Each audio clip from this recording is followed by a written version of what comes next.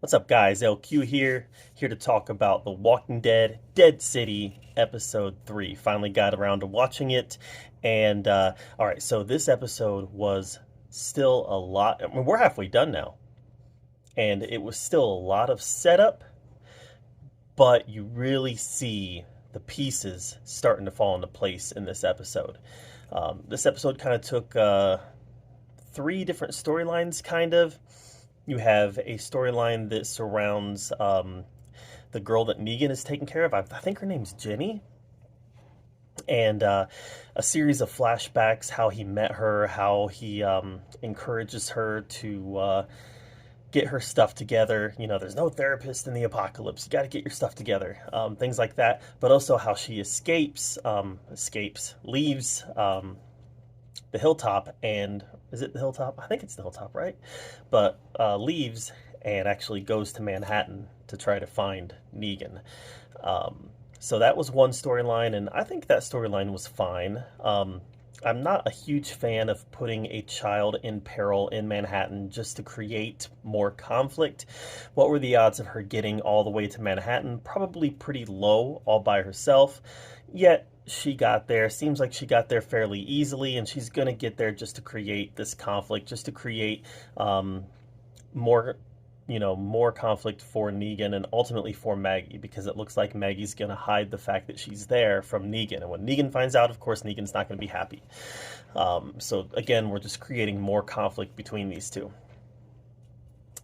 His interactions with her in the flashbacks were all fine. It was very true to form as far as how he's interacted with kids in the past. But at the same time, I'm not sure if I'm on board with her making her way all the way to Manhattan. We'll see how it plays out. The second storyline definitely followed Armstrong, captured by the Croat, and we kind of see in the Croat, we see that he's Negan 2.0. He's created a sanctuary in Manhattan. I think it's at Madison Square Gardens is where the sanctuary is. I don't know. I haven't been to New York City since I was in eighth grade. I think that was Madison Square Gardens. But he's very much like Negan, creating the sanctuary, getting the army of psychopaths. Negan at one point even explains who he is, who the Croat is, and a story, 15 years ago about someone just like the Croat who got taken down by people who were willing to fight. And obviously Negan was talking about himself. Maggie knew that Negan was talking about himself. But we learn a lot more about the Croat here and how he operates.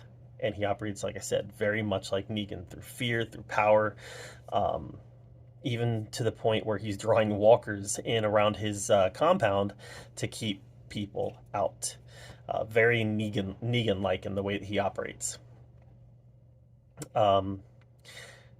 So he ends up putting Armstrong, tries to wine and dine Armstrong to get information, ends up putting him into a gladiator arena so he can kill a walker, dig the key out of the walker's gut, and undo his handcuffs, and then go to war against some walkers. And it's, you don't know through this whole process whether this is what the Croat planned or if he's just kind of this mad genius who improvises really well.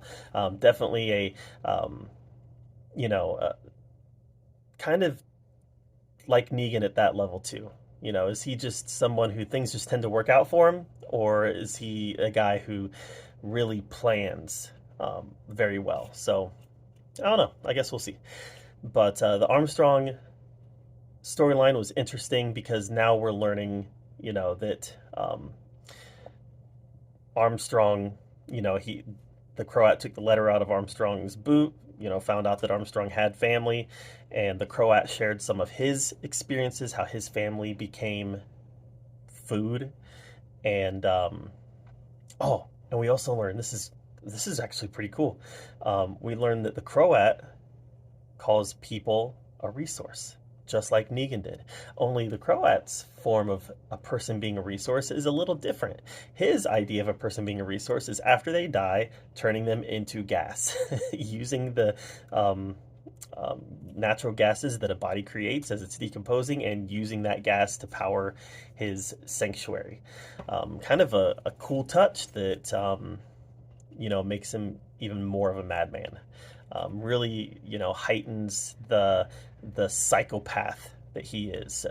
Puts him on that same level as some of the greatest villains in the history of The Walking Dead. Really creates that psychopath persona. Looks like Armstrong is going to end up joining the Croat, at least for now, because they've learned that they have a common enemy. The Croat learns that Negan is in Manhattan, and so yeah, looks like they're going to join forces at least temporarily. It wouldn't surprise me to see Armstrong end up joining Team Maggie and Team Negan at the end. Maybe not. We'll see. I don't think he's going to survive. I think he's going to end up becoming a walker food, but who knows? I just feel like Armstrong is going to be walker food. That seems to be where they're going with this. And I don't know why I have that feeling. I just do. And then you have this Negan and Maggie storyline where they are working with survivors in New York, trying to fight back against the Croat, trying to save Herschel. There are people in this group of survivors who clearly think Herschel is dead, and they do so much as telling Maggie, yeah, he's dead. Your son is dead. Get used to that idea. Negan definitely shows his softer side when he tries to comfort Maggie and tell her, Herschel's alive. Your son is gonna, your plan's gonna work. We're gonna get your son. There's actually a really great moment, one of my favorite scenes in the past few years with The Walking Dead, where Negan and Maggie sit down and have a conversation. Maggie tells him that she's tried so hard to protect the people that she loves, and she can't always do that, and everything that they ever were is in this box that she's holding. She's got pictures, she's got different keepsakes from people that she's loved in this box. And Negan tells her, he says, I'm, contrary to popular belief, I'm a good listener, and I know when to shut up. So he listens to her story. The dichotomy is of this, so Negan then responds with a story of his own. We find out what happened to Annie and what happened to Negan's child. Annie gets mugged. She gets beaten up pretty bad. Negan ends up finding the people who did it and killing them. He said that he convinced himself he didn't want to do it, but he did want to do it. That he is this dual person, this dual persona, where he can be a member of a group, but he can also just fly off the hinges and cause great harm to people. And I appreciate this side of him, especially after seeing the Negan origin episode that came out a year or so ago. You can see how someone can get pushed to that spot based on the story that they've told us about Negan now. But what's funny is that after she tells Negan her story, and then Negan tells him tells her, she tells Negan her story, and then Negan tells her his story. After he said that he knows when to shut up. Negan is sitting here pouring his heart out to her, someone who just poured her heart out to him. And a lot of the reason why she's suffering so much is this person that she's pouring her heart out to. And then he responds thinking that he should get sympathy. But all that she's hearing probably is, this is the guy that took my husband. This is the guy that took a lot from me. So it's this dichotomy that I find so interesting with the Maggie Negan relationship, is that they need each other. And I think that we've gotten to a point where there's a certain level of respect between the two. And, I don't think they're ever going to be friends or anything like that. And by the way, I'm totally shipping the two of them. I am. I'd love to see that. I'd love to see that. But, I think it also make a lot of people angry. So I seriously doubt that's going to happen. But they need each other, but they have so much reason to hate each other.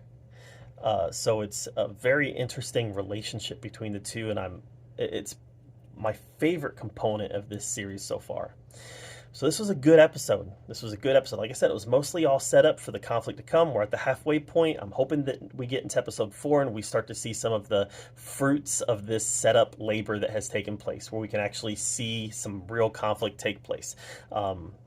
We did see Negan go all out again at the end of this episode. One of the survivors that they've teamed up with says that he wants him and Maggie out, and he brings out the wanted poster and basically says he's going to throw them out. Negan says he's not going to let him, and Negan ends up killing him. He ends up killing somebody that they're allied with. And again, you see that dark side of Negan, where I don't think he wanted to kill this guy, but when he had to, when his back was against the wall and he realized he had to kill him, there was also a bit of satisfaction there after it took place. So I don't think he wanted to kill him. I think that he wanted to avoid it, but when he couldn't avoid it, there was satisfaction that he was able to do it. So that is, like I said, the dualness of this character. That one of the things I love so much about it. So yeah, next episode, I'm really hoping we get to some of the action. A lot of great setup in this episode. It's time for some action. It's time to see Negan and Maggie face off against the Croat. Time to really find out where Armstrong is going to play into this. I'm hoping that they don't use Maggie just as not Maggie. I'm hoping they don't use Jenny just as a way to create tension between Negan and Maggie, because there's already enough there. There's already enough tension between the two of them. I want to see them working together now to take down this Negan 2.0. So I liked it. Really looking forward to next week's episode. I really am. I've really been enjoying this season so far. It's just been getting better. The first episode was kind of slow. Second episode was better. Third episode has been the best one yet. So definitely enjoying it. What have you been thinking of Dead City, and what did you think specifically of episode 3? Let me know in the comments below. Thank you.